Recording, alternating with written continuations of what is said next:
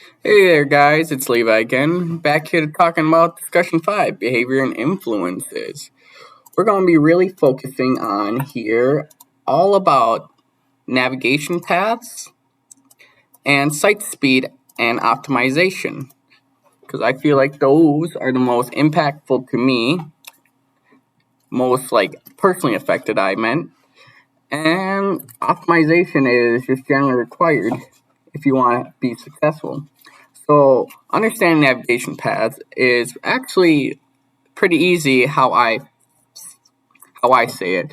So, think of navigation path as your file explorer. So, each file can open up into a subcategory of more files.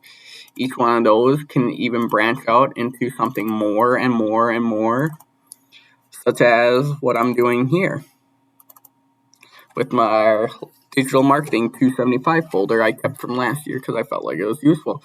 And each one of these is this in general up here is your navigation path, and each one of these pretend as a new link, new HTML link that redirects your customer or someone who's using your user interface and that stuff.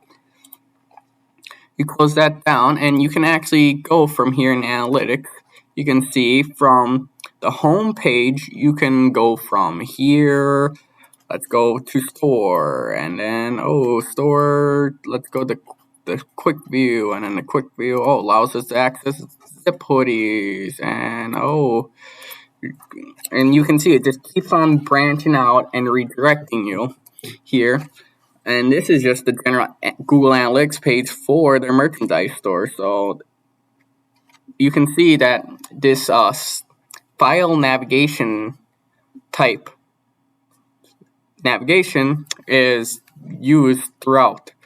So that's why I feel like it's pretty important to point out how it works. And I already showed you real world application where you're applied to.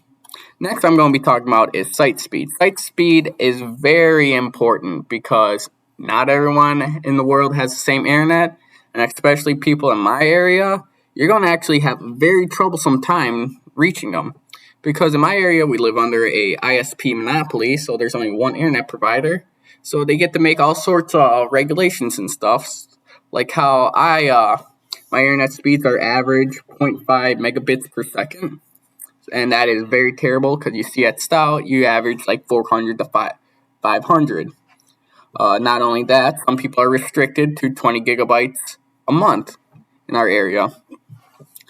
So site speed is so important because you don't want a very big site that could bog down. You don't want customers also be losing extra internet due to they have to do a high performance load or something.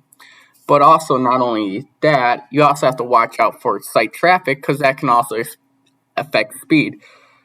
As in the word traffic, if traffic gets bogged down, the speed slows down. So more people start building up, backing up, and you can see this in like video games or something where you have to wait to enter a server, or with like Battlefield 4 or something, the tick rate on the bullet drop changes for the amount of people in the session. So the bullet could be more choppy, the more bogged down it is, to it's more smoother.